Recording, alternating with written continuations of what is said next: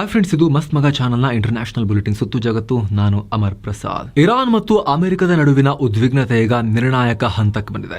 ಒಂದ್ ಕಡೆ ಅಮೆರಿಕ ತನ್ನ ಮಿಲಿಟರಿ ಆಸೆಟ್ಗಳನ್ನ ಮಿಡಲ್ ಈಸ್ಟ್ಗೆ ಶಿಫ್ಟ್ ಮಾಡ್ತಿದ್ರೆ, ಇತ್ತ ಇರಾನ್ ಟ್ರಂಪ್ಗೆ ಟಿಕೆಟ್ ಕೊಡ್ತೀವಿ, ಟ್ರಂಪ್ರನ್ನ ಕೊಂದು ಹಾಕ್ತೀವಿ ಅಂತ ಧಮಕಿ ಹಾಕಿದೆ ಇರಾನ್ ಓಪನ್ ಆಗಿ. ಇತ್ತ ಭಾರತದಲ್ಲಿ ಖಾಮನೈಗಳ ಪರವಾಗಿ ಶಿಯಾ ಮುಸ್ಲಿಮರು ಬೀದಿಗಿಳಿದಿದ್ದಾರೆ.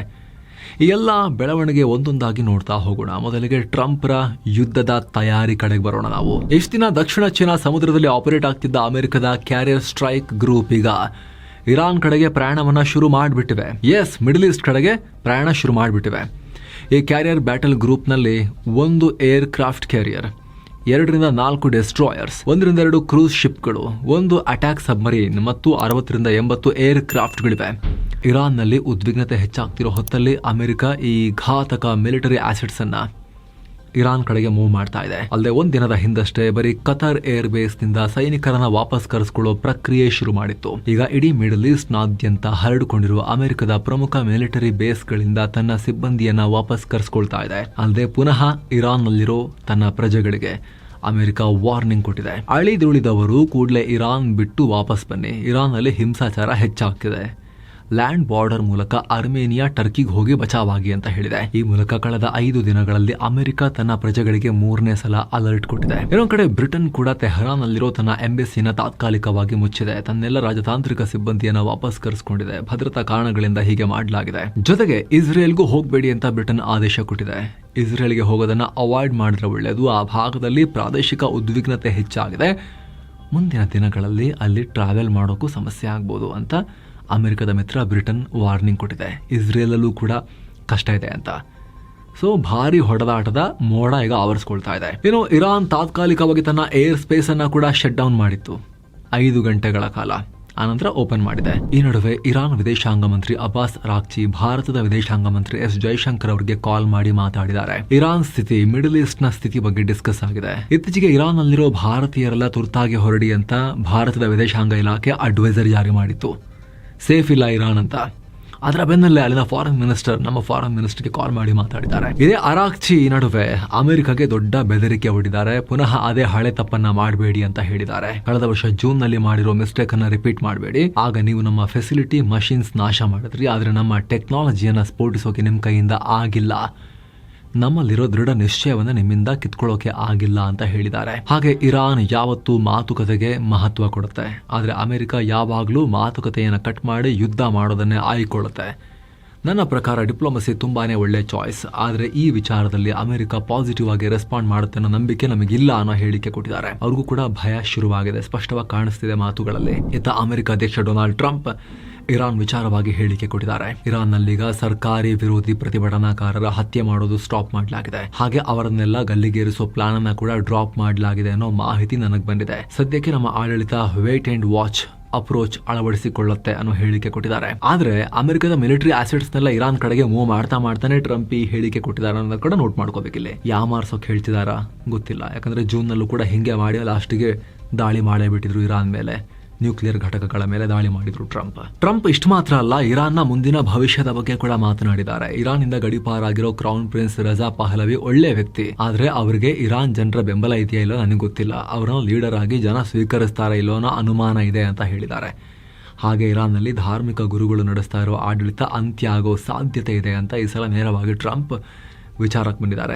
ಖಾಮೆನೆಗಳ ವಿರುದ್ಧ ಅಂದ್ರೆ ಅವ್ರನ್ನ ಮುಗಿಸೋ ಸಾಧ್ಯತೆ ಇದೆ ಅನ್ನೋ ಹೇಳಿಕೆಯನ್ನು ಕೊಟ್ಟಿದ್ದಾರೆ. ಈ ನಡುವೆ ಇರಾನ್ ಟ್ರಂಪ್ ಹತ್ಯೆಯ ಎಚ್ಚರಿಕೆ ಕೊಟ್ಟಿದೆ. ಇರಾನ್ ಸರ್ಕಾರಿ ಮಾಧ್ಯಮ IRIB ಇದ್ದಕ್ಕಿದ್ದ ಹಾಗೆ ಟ್ರಂಪ್ರ ಫೋಟೋ ಪ್ರಸಾರ ಮಾಡಿದೆ. 2024ರ ಕ್ಯಾಂಪೇನ್ ರ್ಯಾಲಿ ವೇಳೆ ಟ್ರಂಪ್ ಕಿವಿ ಹರಿದೋಗಿತ್ತಲ್ಲ ಗುಂಡು ಹಾರಿಸಿ, ಆ ಫೋಟೋನ ಡಿಸ್ಪ್ಲೇ ಮಾಡಿ ಪ್ರಚೋದನಕಾರಿಯಾಗಿ ಬರೆದಿದೆ. ಈ ಬಾರಿ ನಮ್ಮ ಟಾರ್ಗೆಟ್ ಮಿಸ್ ಆಗೋಕೆ ಸಾಧ್ಯನೇ ಇಲ್ಲ ಅಂತ ಹೇಳಿದೆ. ಸದ್ಯ ಈ ಕುರಿತು ಅಮೆರಿಕದ ಕಡೆಯಿಂದ ಯಾವುದೇ ಕಾಮೆಂಟ್ ಬಂದಿಲ್ಲ. ಆದ್ರೆ ಈ ಬೆದರಿಕೆ ತುಂಬಾ ಸೀರಿಯಸ್. ಯಾಕಂದ್ರೆ 2024ರಲ್ಲಿ ನಡೆದ ಹತ್ಯೆ ಪ್ರಯತ್ನವನ್ನ ಇರಾನೇ ಮಾಡಿತ್ತು ಅನ್ನೋ ಬಲವಾದ ಆರೋಪ ಇದೆ. ಟ್ರಂಪ್ ಕೂಡ ಆ ರೀತಿ ಆರೋಪ ಮಾಡಿದ್ರು. ಈ ಮುಂಚೆ ಬೈಡೆನ್ ಸರ್ಕಾರ ಕೂಡ ಟ್ರಂಪ್ ಕೊಲ್ಲೋಕೆ ಇರಾನ್ ಪ್ರಯತ್ನ ಮಾಡಿದ್ದು ಅಂತ ಹೇಳಿತ್ತು. ಈಗ ಆ ಘಟನೆ ಫೋಟೋವನ್ನ ಇರಾನ್ನ ಸರ್ಕಾರಿ ಮಾಧ್ಯಮ ಪ್ರಸಾರ ಮಾಡಿ ಈ ಸಲ ಗುರಿ ಮಿಸ್ ಆಗಲ್ಲ ಅನ್ನೋ ವಾರ್ನಿಂಗ್ ಅನ್ನ ಕೊಟ್ಟಿರೋದು ನೇರವಾಗಿ ಅಮೆರಿಕ ಅಧ್ಯಕ್ಷರಿಗೆ ಇರಾನ್ ಕೊಡ್ತಾ ಇರೋ ಹತ್ಯೆಯ ಬೆದರಿಕೆ ಅಂತಾನೆ ಕನ್ಸಿಡರ್ ಮಾಡಲಾಗ್ತಿದೆ. ಇತ್ತ ಇರಾನ್ ನಿಂದ ಗಡೀಪಾರಾಗಿರೋ ಕ್ರೌನ್ ಪ್ರಿನ್ಸ್ ರೆಜಾ ಪಹಲವಿಯನ್ನ ಅಮೆರಿಕ ಸಂಸದ ಟ್ರಂಪ್ ಆಪ್ತ ಲಿಂಡ್ಸೆ ಗ್ರಹಂ ಮೀಟ್ ಮಾಡಿದ್ದಾರೆ. ಈ ಬಗ್ಗೆ ಪೋಸ್ಟ್ ಹಾಕಿರೋ ಲಿಂಡ್ಸೆ, ನಾವು ಇರಾನ್ ಜನರ ಪರವಾಗಿ ಮತ್ತು ಇರಾನ್ನ ಕ್ರೂರ ಸರ್ಕಾರದ ವಿರುದ್ಧವಾಗಿ ನಿಂತ್ಕೊಂಡಿದ್ದೀವಿ, ಖಾಮಿನೇಗಳ ವಿರುದ್ಧ ಅಂತ ಹೇಳಿದ್ದಾರೆ. ಮೇಕ್ ಇರಾನ್ ಗ್ರೇಟ್ ಅಗೇನ್ ಅಂತ ಬರ್ಕೊಂಡಿದ್ದಾರೆ. ಎಲ್ಲ ಬೆಳವಣಿಗೆಗಳ ನಡುವೆ ಭಾರತದಲ್ಲಿರೋ ಶಿಯಾ ಮುಸ್ಲಿಮರು ಅಮೆರಿಕ ವಿರುದ್ಧ ಪ್ರತಿಭಟನೆ ಮಾಡಿದ್ದಾರೆ. ಖಾಮಿನೈಗಳಿಗೆ ಬೆಂಬಲ ಸೂಚಿಸಿ ಪ್ರತಿಭಟನೆ. ಶಿಯಾ ಮುಸ್ಲಿಂ ಮೆಜಾರಿಟಿ ಇರೋ ಲಡಾಖ್ನ ಕಾರ್ಗಿಲ್ ಜಿಲ್ಲೆಯಲ್ಲಿ ಈ ಪ್ರತಿಭಟನೆಯಾಗಿದೆ. Iran supreme leader Ayatollah Ali ಖಾಮಿನೈಗೆ ಸಪೋರ್ಟ್ ನೀಡಿ ಇರಾನ್ ಸರ್ಕಾರದೊಂದಿಗೆ ನಾವಿದ್ದೀವಿ ಅಂತ ಹೇಳಿ ಇವರು ಘೋಷಣೆ ಕೂಗಿದ್ದಾರೆ. ಮತ್ತೊಂದು ಕಡೆ ಇರಾನ್ನಲ್ಲಿ ವಿದ್ಯಾಭ್ಯಾಸ ಮಾಡ್ತಿರೋ ಜಮ್ಮು ಕಾಶ್ಮೀರದ ವಿದ್ಯಾರ್ಥಿಗಳನ್ನ ವಾಪಸ್ ಕರ್ತಾರೆ ಅಂತ ಅವರ ಪೋಷಕರು ಈಗ PM ಮೋದಿಗೆ ರಿಕ್ವೆಸ್ಟ್ ಮಾಡ್ಕೊಂಡಿದ್ದಾರೆ. ಹಾಗೆ ಜಮ್ಮು ಕಾಶ್ಮೀರದ ಲೆಫ್ಟಿನೆಂಟ್ ಗವರ್ನರ್ ಮತ್ತು CMಗೂ ಕೂಡ ರಿಕ್ವೆಸ್ಟ್ ಮಾಡಿದ್ದಾರೆ. ಏನೋ ಪಾಕಿಸ್ತಾನ ಮತ್ತು ಕತಾರ್ ಮಾತಾಡಿದ್ದಾರೆ. ಪಾಕ್ PM ಶಹಬಾಜ್ ಶರೀಫ್ ಪಶ್ಚಿಮ ಏಷ್ಯಾದಲ್ಲಿನ ಪರಿಸ್ಥಿತಿ ಬಗ್ಗೆ ಕತಾರ್ನ emir Sheikh Tamim bin Hamad Al ಥಾನಿಯೊಂದಿಗೆ ಮೀಟ್ ಮಾಡಿದ್ದಾರೆ. ಮಿಡಲ್ ಈಸ್ಟ್ನಲ್ಲಿ ಆಗ್ತಿರೋ ಬೆಳವಣಿಗೆಗಳ ಕುರಿತು ಕೂಡ ಡಿಸ್ಕಷನ್ ಆಗಿದೆ. ಇರಾನ್ಗೆ ಅಮೆರಿಕ ಅಧ್ಯಕ್ಷ ಟ್ರಂಪ್ ನಿರಂತರವಾಗಿ ಬೆದರಿಕೆ ಒಡ್ತಿರೋ ನಡುವೆ ಈ ಮಾತುಕತೆಯಾಗಿದೆ. ಇನ್ನೊಂದು ಕಡೆ ಪಾಕಿಸ್ತಾನ ಟ್ರಂಪ್ ಜೊತೆಗೆ ಫೈನಲಿ ಒಪ್ಪಂದ ಮಾಡಿಕೊಂಡಿದೆ. ಕ್ರಿಪ್ಟೋ ಡೀಲ್ ಆಗ್ತಿದೆ ಅಂತಿತ್ತಲ್ಲ, ಈಗ ಡೀಲ್ ಆಗಿದೆ. ಟ್ರಂಪ್ ಅವರ ಕುಟುಂಬಕ್ಕೆ ಸೇರಿದ ವರ್ಲ್ಡ್ ಲಿಬರ್ಟಿ ಫಿನಾನ್ಸ್ ಅನ್ನೋ ಕ್ರಿಪ್ಟೋ ಕಂಪನಿಯೊಂದಿಗೆ ಡೀಲ್ ಆಗಿದೆ. ಈ ಒಪ್ಪಂದದ ಪ್ರಕಾರ ಪಾಕಿಸ್ತಾನ ಕ್ರಾಸ್ ಬಾರ್ಡರ್ ಪೇಮೆಂಟ್ಗಳಿಗೆ ವರ್ಲ್ಡ್ ಲಿಬರ್ಟಿ ಕಂಪನಿಯ ಸ್ಟೇಬಲ್ ಕಾಯಿನ್ ಅನ್ನ ಯೂಸ್ ಮಾಡುತ್ತೆ. ಈ ಕುರಿತು ಪಾಕ್ ಸರ್ಕಾರ ಮಾಹಿತಿ ಹಂಚಿಕೊಂಡಿದೆ. ವಿದೇಶಿ ವಿನಿಮಯದ ಕೊರತೆ ಎದುರಿಸ್ತಿರೋ ಪಾಕಿಸ್ತಾನಕ್ಕೆ ಡಿಜಿಟಲ್ ಪಾವತಿ ವ್ಯವಸ್ಥೆಯಿಂದ ರೆಮಿಟೆನ್ಸ್ ಹರಿದು ಬರುತ್ತೆ. ವ್ಯಾಪಾರ ಈಸಿ ಮಾಡೋಕೆ ಸಹಾಯ ಮಾಡುತ್ತೆ. ಪಾಕಿಸ್ತಾನದ ಕೇಂದ್ರ ಬ್ಯಾಂಕ್ ಕೂಡ ತನ್ನದೇ ಡಿಜಿಟಲ್ ಕರೆನ್ಸಿ ತರೋಕೆ ತಯಾರಿ ನಡೆಸ್ತಾ ಇದೆ ಅಂತ ಹೇಳಿಕೆ ಕೊಟ್ಟಿದೆ. ಈ ಒಪ್ಪಂದಕ್ಕೆ ಸೈನ್ ಹಾಕೋ ಟೈಮ್ನಲ್ಲಿ ವರ್ಲ್ಡ್ ಲಿಬರ್ಟಿ ಕಂಪನಿಯ CEO ಜಾಕ್ ವಿಟ್ಕಾಫ್ ಪಾಕ್ ನಾಯಕರನ್ನ ಭೇಟಿಯಾಗಿದ್ದಾರೆ. ಪಾಕ್ ಪ್ರಧಾನಿ ಶಹಬಾಜ್ ಶರೀಫ್, ಸೇನಾ ಮುಖ್ಯಸ್ಥ ಅಸಿಮ್ ಮುನೀರಾ ಮತ್ತು ಹಣಕಾಸು ಸಚಿವ ಮೊಹಮ್ಮದ್ ಔರಂಗಜೇಬ್ ಇವ್ರನ್ನ ಭೇಟಿ ಮಾಡಿದ್ದಾರೆ. ಏನೋ ಗ್ರೀನ್ಲ್ಯಾಂಡ್ ವಿಚಾರದಲ್ಲಿ ಅಗ್ರೆಸಿವ್ ಆಗಿ ನಡ್ಕೋತಿರೋ ಅಮೆರಿಕ ಅಧ್ಯಕ್ಷ ಟ್ರಂಪ್ ಮತ್ತೆ ನ್ಯಾಟೋಗೆ ಧಮಕಿ ಹಾಕಿದ್ದಾರೆ. ಗ್ರೀನ್ಲ್ಯಾಂಡ್ ಅನ್ನ ವಶಕ್ಕೆ ತಗೊಳ್ಳೋಕೆ ಅಮೆರಿಕಾಗೆ ನ್ಯಾಟೋ ಸಹಾಯ ಮಾಡಬೇಕು ಅಂತ ಹೇಳಿದ್ದಾರೆ. ಅಲ್ಲದೆ ಗ್ರೀನ್ಲ್ಯಾಂಡ್ ಅಮೆರಿಕ ವಶಕ್ಕೆ ಬರಲೇಬೇಕು, ಅದಕ್ಕಿಂತ ಕಮ್ಮಿ ಯಾವುದನ್ನು ಅಮೆರಿಕ ಒಪ್ಕೊಳ್ಳಲ್ಲ, ಅದು ನಮಗೆ ಬೇಕೇ ಬೇಕು ಅಂತ ಹೇಳಿದ್ದಾರೆ. ಅಲ್ಲದೆ ನಮ್ಮ ರಾಷ್ಟ್ರೀಯ ಭದ್ರತೆಗೋಸ್ಕರ ಗ್ರೀನ್ಲ್ಯಾಂಡ್ ಅಗತ್ಯ, ಇಲ್ಲದಿದ್ರೆ ಚೀನಾ ಮತ್ತು ರಷ್ಯಾ ಬಂದು ಕುತ್ಕೊಂಡ್ಬಿಡ್ತಾರಲ್ಲಿ, ಹಕ್ಕನ್ನ ಪಡೆದು ಬಿಡ್ತಾರೆ, ನಮ್ಮ ಹಕ್ಕನ್ನು ಕಿತ್ಕೊಂಡ್ಬಿಡ್ತಾರೆ ಅಂತ ಮತ್ತೆ ಸೂತ್ರ ಸಂಬಂಧ ಇಲ್ಲದ ಬಾಯಿಗೆ ಬಂದಂತ ಸ್ಟೇಟ್ಮೆಂಟ್ಸ್ ಅನ್ನ ಟ್ರಂಪ್ ಕೊಟ್ಟಿದ್ದಾರೆ. ಏನೋ ಗ್ರೀನ್ಲ್ಯಾಂಡ್ ವಿಚಾರವಾಗಿ ವೈಟ್ ಹೌಸ್ ನಲ್ಲಿ ಮೀಟಿಂಗ್ ಕೂಡ ಆಗಿದೆ. ಸಭೆ ಅಧ್ಯಕ್ಷತೆಯನ್ನ ಅಮೆರಿಕದ ಉಪಾಧ್ಯಕ್ಷ JD ವಾನ್ಸ್ ವಹಿಸಿದ್ರು. ಡೆನ್ಮಾರ್ಕ್ ವಿದೇಶಾಂಗ ಸಚಿವ ಲಾರ್ಸ್ ಲೋಕೆ ರಾಸ್ಮುಸನ್ ಮತ್ತು ಗ್ರೀನ್ಲ್ಯಾಂಡ್ ಅಧಿಕಾರಿಗಳು ಪಾಲ್ಗೊಂಡಿದ್ರು. ಆದರೆ ಮಾತುಕತೆ ಹಳ್ಳ ಹಿಡಿದಿದೆ. ಎಂದಿನಂತೆ ಟ್ರಂಪ್ರ ಪ್ಲಾನ್ಗೆ ಡೆನ್ಮಾರ್ಕ್ ಮತ್ತು ಗ್ರೀನ್ಲ್ಯಾಂಡ್ ಅಧಿಕಾರಿಗಳು ವಿರೋಧ ವ್ಯಕ್ತಪಡಿಸಿದ್ದಾರೆ. ಡೀಲ್ ಆಗ್ತಾ ಇಲ್ಲ, ಅಮೆರಿಕದ ನಿಲುವನ್ನ ಚೇಂಜ್ ಮಾಡೋಕೆ ನಮ್ಮ ಕೈಲಿ ಆಗಲಿಲ್ಲ ಅಂತ ಡೆನ್ಮಾರ್ಕ್ ಫಾರಿನ್ ಮಿನಿಸ್ಟರ್ ಲಾರ್ಸ್ ಲೋಕೆ ರಾಸ್ಮುಸನ್ ಹೇಳಿದ್ದಾರೆ. ಇನ್ನು ಗ್ರೀನ್ಲ್ಯಾಂಡ್ ವಿಚಾರವಾಗಿ ಇನ್ನು ಮುಂದೆ ಚರ್ಚೆ ಮಾಡೋಕೆ ವರ್ಕಿಂಗ್ ಗ್ರೂಪ್ ರಚಿಸೋಕೆ ಎರಡೂ ಕಡೆಯವರು ಒಪ್ಕೊಂಡಿದ್ದಾರೆ ಅಂತ ವರದಿಯಾಗಿದೆ. ಒಟ್ಟಿನಲ್ಲಿ ಅಮೆರಿಕ ಸಿಕ್ಕಾಪಟ್ಟೆ ಪುಷ್ ಮಾಡ್ತಾ ಇದೆ ಗ್ರೀನ್ಲ್ಯಾಂಡ್ ಡೆನ್ಮಾರ್ಕ್ ಅನ್ನ ಬಗ್ಗಿಸ್ಲಿಕ್ಕೆ. ಈ ಮೂಲಕ ಒಂದು ರಾಷ್ಟ್ರವನ್ನ ನುಂಗೋಕೆ ಟ್ರಂಪ್ ಸೀರಿಯಸ್ ಆಗಿ ಕೆಲಸ ಮಾಡ್ತಿರೋದು ಸ್ಪಷ್ಟ. ಇನ್ನೊಂದು ಕಡೆ ಪ್ರೆಸಿಡೆಂಟ್ ಆಫ್ ಪೀಸ್ ಅಂತ ತಮ್ಮನ್ನು ತಾವು ಕರೆಸ್ಕೊಳ್ಳೋ ಟ್ರಂಪ್ ದಾಖಲೆ ಮಟ್ಟದಲ್ಲಿ ದಾಳಿ ಮಾಡಿದ್ದಾರೆ. ಟ್ರಂಪ್ ತಮ್ಮ 2ನೇ ಅವಧಿಯಲ್ಲಿ ಜಸ್ಟ್ ಒಂದೇ ವರ್ಷದಲ್ಲಿ ಸುಮಾರು 573 ಏರ್ ಸ್ಟ್ರೈಕ್ ಮತ್ತು ಡ್ರೋನ್ ಸ್ಟ್ರೈಕ್ ನಡೆಸಿದ್ದಾರೆ. 2025 ಜನವರಿ 20ರಿಂದ 2026 ಜನವರಿ 5ರ ನಡುವಿನ ಡೇಟಾ. ಕಳೆದ ಬೈಡೆನ್ ಆಡಳಿತದಲ್ಲಿ ಅಂದರೆ 4 ವರ್ಷಗಳ ಅವಧಿಯಲ್ಲಿ ಅಮೆರಿಕ ಸೇನೆ ಬರೀ 494 ಸ್ಟ್ರೈಕ್ಗಳನ್ನು ಮಾಡಿತ್ತು. ಈ ಬಗ್ಗೆ armed conflict location and event data project ACLED report ಕೊಟ್ಟಿದೆ. ಇನ್ನು ವೆನೆಜುವೆಲಾ ಅಧ್ಯಕ್ಷರನ್ನ ಹೊತ್ಕೊಂಡು ಬಂದ ನಂತರ ಟ್ರಂಪ್ ವೆನೆಜುವೆಲಾದ ತೈಲ ಮಾರೋಕೆ ಶುರು ಮಾಡಿದ್ದಾರೆ. ಮೊದಲ ಹಂತದಲ್ಲಿ $500 ಮಿಲಿಯನ್ ವ್ಯಾಪಾರ ಮಾಡಿದ್ದಾರೆ. ಈ ಹಣವನ್ನ ಕತಾರ್ನಲ್ಲಿರೋ ಅಮೆರಿಕದ ಬ್ಯಾಂಕ್ ಅಕೌಂಟ್ಗೆ ಕಳಿಸಲಾಗಿದೆ. ತೈಲ ಆದಾಯವನ್ನೆಲ್ಲ ಟ್ರಂಪ್ ಸರ್ಕಾರವೇ ನಿಯಂತ್ರಿಸಲಿದೆ ಅಂತ ಅಧಿಕಾರಿಗಳು ಹೇಳಿದ್ದಾರೆ. ಇನ್ನು ಟ್ರಂಪ್ ವೆನೆಜುವೆಲಾದ ಹಂಗಾಮಿ ನಾಯಕಿ ಡೆಲ್ಸಿ ರೊಡ್ರಿಗಸ್ ಜೊತೆಗೆ ಫೋನ್ ಕಾಲ್ನಲ್ಲಿ ಮಾತನಾಡಿದ್ದಾರೆ.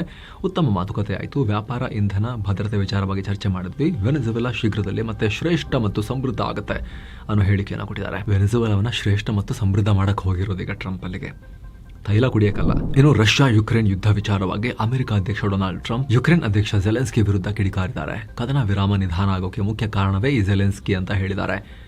ನಂಗನ್ಸುತ್ತೆ ಪುಟಿನ್ ಕದನ ವಿರಾಮಕ್ಕೆ ರೆಡಿ ಇದ್ದಾರೆ, ಆದರೆ ಯುಕ್ರೇನೇ ರೆಡಿ ಇಲ್ಲ ಅನ್ನೋ ಹೇಳಿಕೆ ಕೊಟ್ಟಿದ್ದಾರೆ. ಇನ್ನು ಅಮೆರಿಕದ ಟ್ರಂಪ್ ಸರ್ಕಾರ ದೊಡ್ಡ ನಿರ್ಧಾರ ಮಾಡಿದೆ. ರಷ್ಯಾ, ಪಾಕಿಸ್ತಾನ್, ಬಾಂಗ್ಲಾದೇಶ್, ಅಫ್ಘಾನಿಸ್ತಾನ್ ಸೇರಿ ಸುಮಾರು 75 ರಾಷ್ಟ್ರಗಳ ನಾಗರಿಕರಿಗೆ ಇಮಿಗ್ರೆಂಟ್ ವೀಸಾ ಪ್ರಕ್ರಿಯೆಯನ್ನು ಅನಿರ್ದಿಷ್ಟಾವಧಿವರೆಗೆ ಸ್ಥಗಿತಗೊಳಿಸಿದೆ. ಭಾರತವನ್ನು ಈ ಪಟ್ಟಿಯಿಂದ ಹೊರಗಿಡಲಾಗಿದೆ. ಈ ಹೊಸ ನಿಯಮ ಜನವರಿ 21ರಿಂದ ಜಾರಿಗೆ ಬರುತ್ತೆ. ಈ ಹೊಸ ನಿಯಮ ಕಾಯಂ ಆಗಿ ಅಮೆರಿಕದಲ್ಲಿ ಉಳಿಯೋಕೆ ಮತ್ತು ಕೆಲಸ ಮಾಡೋಕೆ ಬಯಸೋ ಜನರಿಗೆ ಮಾತ್ರ ಅನ್ವಯ ಆಗುತ್ತೆ. ಪ್ರವಾಸಿಗರಿಗೆ ಮತ್ತು ಬಿಸ್ನೆಸ್ ಮನ್ಗಳಿಗೆ ತೊಂದರೆ ಇಲ್ಲ. ಏನೋ ಟ್ರಂಪ್ ಸರ್ಕಾರ ಈ ನಿಯಮ ತರೋಕೆ ಕಾರಣ ಕೂಡ ಕೊಟ್ಟಿದೆ. ವಲಸೆ ವ್ಯವಸ್ಥೆಯನ್ನ ಕೆಲವರು ಮಿಸ್ಯೂಸ್ ಮಾಡ್ತಿದ್ದಾರೆ. ಅಮೆರಿಕದ ಜನರ ಸಂಪತ್ತನ್ನ ಲೂಟಿ ಮಾಡ್ತಿದ್ದಾರೆ ಫಾರಿನರ್ಸ್. ತಡೆಯೋಕೆ ಇದನ್ನ ಮಾಡ್ತಾ ಇದೀವಿ ಅಂತ. ಹಾಗೆ ವಲಸಿಗರ ತಪಾಸಣಾ ನಿಯಮಗಳನ್ನ ಪುನರ್ ಪರಿಶೀಲನೆ ಮಾಡಲಾಗುತ್ತೆ ಅಂತ ಕೂಡ ಅಮೆರಿಕ ಹೇಳಿದೆ. ಏನು ಶಕ್ಸ್ಗಮ್ ಕಣಿವೆ ವಿಚಾರದಲ್ಲಿ ಉದ್ದಟತನ ಹೇಳಿಕೆ ಕೊಡ್ತಾ ಇರೋ ಚೀನಾಗೆ ಭಾರತ ಮತ್ತೆ ತಾಕೀತು ಮಾಡಿದೆ. ಎರಡು ರಾಷ್ಟ್ರಗಳ ನಡುವಿನ ಸಂಬಂಧ ಸುಧಾರಣೆಗೆ ಚೀನಾ ಸಕಾರಾತ್ಮಕ ಹೆಜ್ಜೆ ಇಡಬೇಕು ಅಂತ ವಿದೇಶಾಂಗ ಕಾರ್ಯದರ್ಶಿ ವಿಕ್ರಮ್ ಮಿಶ್ರಿ ಹೇಳಿದ್ದಾರೆ. ಚೀನಾದ ಕಮ್ಯುನಿಸ್ಟ್ ಪಾರ್ಟಿಯ ಇಂಟರ್ನ್ಯಾಷನಲ್ ಡಿಪಾರ್ಟ್ಮೆಂಟ್ನ ವೈಸ್ ಮಿನಿಸ್ಟರ್ ಸನ್ ಹಯಾನ್ ಜೊತೆಗಿನ ಮಾತುಕತೆ ವೇಳೆ ಈ ಸಲಹೆ ಕೊಟ್ಟಿದ್ದಾರೆ. ಅಲ್ಲದೆ ದ್ವಿಪಕ್ಷೀಯ ಸಂಬಂಧದ ಸುಧಾರಣೆಗೆ ಪೂರಕ ವಾತಾವರಣ ನಿರ್ಮಿಸುವುದು ಅಗತ್ಯ, ಇದು ಚೀನಾನೇ ಮಾಡಬೇಕು ಅಂತ ಹೇಳಿದ್ದಾರೆ. ಈ ಮೂಲಕ ಒಂದ್ ಕಡೆ ಫ್ರೆಂಡ್ಶಿಪ್ ಮಾತಾಡಿ ಮತ್ತೊಂದ್ ಕಡೆ ಗಡಿಲಿ ಆಟ ಆಡೋಕೆ ಹೋಗಬೇಡಿ, ಸಂಬಂಧ ಹದಗೆಡುತ್ತೆ ಅನ್ನೋ ಎಚ್ಚರಿಕೆಯನ್ನ ಭಾರತ ಚೀನಾಗೆ ರವಾನೆ ಮಾಡಿದೆ. ಈ ಭೇಟಿಯಲ್ಲಿ ಭಾರತ ಬ್ರಿಕ್ಸ್ ಕೂಟದ ಅಧ್ಯಕ್ಷತೆ ವಹಿಸಿಕೊಂಡಿದ್ದನ್ನ ಚೀನಾ ಅಭಿನಂದಿಸಿದೆ. ಈ ಕೂಟಕ್ಕೆ ಸಂಪೂರ್ಣ ಬೆಂಬಲ ಕೊಡ್ತೀವಿ ನಾವು, ನಿಮ್ಮಲ್ಲಿ ನಡೀತಾ ಇದೆಯಲ್ಲ ಸೂಪರ್ ಅಂತ ಚೀನಾ ಹೇಳಿದೆ. ಇನ್ನು ಪಾಕ್ ಪ್ರಧಾನಿ ಶಹಬಾಜ್ ಶರೀಫ್ ಮತ್ತೆ ಬಡಾಯಿ ಕೊಚ್ಚಿಕೊಂಡಿದ್ದಾರೆ. ಭಾರತದೊಂದಿಗಿನ ಸಂಘರ್ಷದ ನಂತರ ನಮ್ಮ JF-17 ಜೆಟ್ಗಳಿಗೆ ಭಾರಿ ಬೇಡಿಕೆ ಬರ್ತಾ ಇದೆ, ಸಿಕ್ಕಾಪಟ್ಟೆ ರಾಷ್ಟ್ರಗಳು ಇಂಟ್ರೆಸ್ಟ್ ತೋರಿಸ್ತಾ ಇದ್ದಾರೆ, ಎಂಗೇಜ್ ಆಗ್ತಿದ್ದಾರೆ ಅಂತ ಕ್ಯಾಬಿನೆಟ್ ಮೀಟಿಂಗ್ ನಲ್ಲಿ ಹೇಳಿದ್ದಾರೆ. ಇತ್ತೀಚೆಗೆ ಈ ವಿಮಾನಕ್ಕೆ ಪಾಕಿಸ್ತಾನ ಹೈಪ್ ಕೊಡ್ತಾ ಇದೆ. 2 ವಾರಗಳ ಹಿಂದೆ ಲಿಬಿಯಾದ ಬಂಡುಕೋರ ಸೇನೆಗೆ ಜೆಟ್ಗಳನ್ನ ಮಾರೋಕೆ ಪಾಕ್ ಡೀಲ್ ಮಾಡ್ಕೊಂಡಿತ್ತು. ಅದಾದ್ಮೇಲೆ ಇರಾಕ್, ಇಂಡೋನೇಷಿಯಾಗಳು ಕೂಡ ಟಚ್ ಅಲ್ಲಿವೆ ಅಂತ ಪಾಕ್ ಹೇಳ್ಕೊಂಡಿತ್ತು. ಹಳೆ ಸಾಲ ತೀರಿಸೋಕೆ ಸೌದಿಗೂ ಇದನ್ನ ನಾವು ಕೊಡ್ತೀವಿ, ದುಡ್ಡಂತೂ ಕೊಡೋಕ್ಕಾಗ್ತಿಲ್ಲ, ಈ ವಿಮಾನ ಮಾಡ್ಕೊಡ್ತೀವಿ ಅಂತ ಪ್ಲಾನ್ ಅವರಿಗೆ ಡೀಲ್ ಮಾಡ್ಕೊಳಕ್ ಟ್ರೈ ಮಾಡ್ತಾ ಇದೆ. ಇದು ಪಾಕ್ ಚೀನಾ ಇಬ್ಬರು ಸೇರಿ ನಿರ್ಮಾಣ ಮಾಡಿರೋ ಜೆಟ್. ಇದು ಎಲ್ಲ ಚೀನಾ ರೆಡಿ ಮಾಡುತ್ತೆ, ಪಾಕ್ ನಲ್ಲಿ ಜೋಡಿಸ್ತಾರೆ. ಪಾಕ್ ಅದರಿಂದ 150 ಜೆಟ್ ಇದಾವೆ. ಆಪರೇಷನ್ ಸಿಂಧೂರ್ ಟೈಮ್ ನಲ್ಲಿ ಫ್ಲಾಪ್ ಆಗಿದ್ದ ಜೆಟ್ ಇದು. ರಾಯ್ಟರ್ಸ್ ಪ್ರಕಾರ ಭಾರತ ಸುಮಾರು 6 ರಿಂದ 9 ಪಾಕ್ ಜೆಟ್ ಗಳನ್ನ ಹೊಡೆದು ಹಾಕಿತ್ತು. ಆ ರೀತಿ ರಿಪೋರ್ಟ್ ಮಾಡಿ ಆಮೇಲೆ ರಾಯ್ಟರ್ಸ್ ಅದನ್ನ ಡಿಲೀಟ್ ಕೂಡ ಮಾಡಿತ್ತು. ಅದರ ಸ್ಕ್ರೀನ್ ಶಾಟ್ ಇದೆ, ನೀವು ಸ್ಕ್ರೀನ್ ಮೇಲೆ ನೋಡ್ತಾ ಇದ್ದೀರಾ ಅದನ್ನ.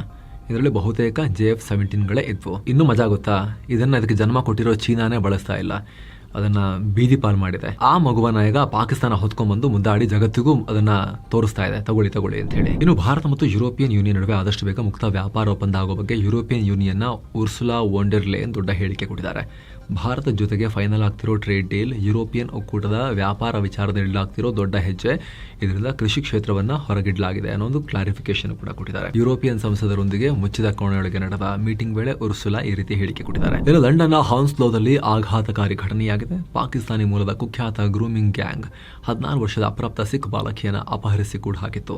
ಈ ಬಗ್ಗೆ ಪೊಲೀಸರು ಸರಿಯಾದ ಕ್ರಮ ತಗೊಳ್ಳಿಲ್ಲ ಅಂತ ಆರೋಪ ಕೇಳಿಬಂದಿತ್ತು. ಇದರ ಬೆನ್ನಲ್ಲೇ ಅಲ್ಲಿನ ಸಿಖ್ ಸಮುದಾಯ ರೊಚ್ಚಿಗೆದ್ದಿದೆ. ಜನವರಿ 13ನೇ ತಾರೀಕು ಸುಮಾರು 200ಕ್ಕೂ ಅಧಿಕ ಸಿಖ್ ಸಮುದಾಯದ ಜನ ಆರೋಪಿಗಳಿದ್ದ ಫ್ಲಾಟ್ಗೆ ಮುತ್ತಿಗೆ ಹಾಕಿ ರೇಡ್ ಮಾಡಿಬಿಟ್ಟಿದ್ದಾರೆ. ಬಾಲಕಿಯನ್ನು ಅವರೇ ಕಾನೂನು ಕೈ ತಗೊಂಡು ರಕ್ಷಣೆ ಮಾಡಿದ್ದಾರೆ. ವರದಿ ಪ್ರಕಾರ ಬಾಲಕಿ ಮೇಲೆ ಸಾಮೂಹಿಕ ಅತ್ಯಾಚಾರದ ಆರೋಪ ಕೇಳಿಬರ್ತಾ ಇದೆ. ಈ ಘಟನೆ ಬ್ರಿಟನ್ ಅನ್ನ ಬೆಚ್ಚಿ ಬೀಳಿಸಿದೆ. ಸರ್ಕಾರ ಈಗ ತನಿಖೆಗೆ ಆದೇಶ ಕೊಟ್ಟಿದೆ. ಈ ಗ್ರೂಮಿಂಗ್ ಗ್ಯಾಂಗ್ ಅನ್ನೋದು ಬ್ರಿಟನ್ನಲ್ಲಿ ಅತಿ ಹೆಚ್ಚಾಗಿ ಕೇಳಿಬರೋ ಅಪ್ರಾಪ್ತ ಬಾಲಕಿಯರನ್ನ ಲೈಂಗಿಕವಾಗಿ ಬಳಸಿಕೊಳ್ಳೋಕೆ ರಚನೆಯಾಗಿರೋ ಒಂದು ವ್ಯವಸ್ಥಿತ ಕ್ರಿಮಿನಲ್ ನೆಟ್ವರ್ಕ್. ಇನ್ನು ನೆರೆಯ ಬಾಂಗ್ಲಾದಲ್ಲಿ ಮತ್ತೆ ಉದ್ವಿಗ್ನತೆ ಎದ್ದಿದೆ. BNPಯ ನಾಯಕರು ರಸ್ತೆ ತಡೆದು ಪ್ರತಿಭಟಿಸಿದ್ದಾರೆ. BNPನ ಸ್ಥಳೀಯ ನಾಯಕ ದಬ್ಲು ಅನ್ನೋನನ್ನ ಶಸ್ತ್ರಾಸ್ತ್ರ ಹೊಂದಿದ್ದಕ್ಕಾಗಿ ಅಲ್ಲಿನ ಸೇನೆ ಮತ್ತು ಪೊಲೀಸರು ಅರೆಸ್ಟ್ ಮಾಡಿದ್ರು. ಅರೆಸ್ಟ್ ಮಾಡಿದ ಕೆಲವೇ ಗಂಟೆಗಳಲ್ಲಿ ಆದ ಕಸ್ಟಡಿಯಲ್ಲಿ ಪ್ರಾಣ ಕಳ್ಕೊಂಡಿದ್ರು. ಸ್ಟ್ರೋಕ್ ಆಗಿದೆ ಅಂತ ಪೊಲೀಸರು ಹೇಳಿದ್ರು. ಆದರೆ ಅವರ ಕುಟುಂಬ ಚಿತ್ರಹಿಂಸೆ ಕೊಟ್ಟು ಮುಗಿಸಿದ್ದಾರೆ ಅಂತ ಹೇಳಿ ಆರೋಪ ಮಾಡಿದ್ರು.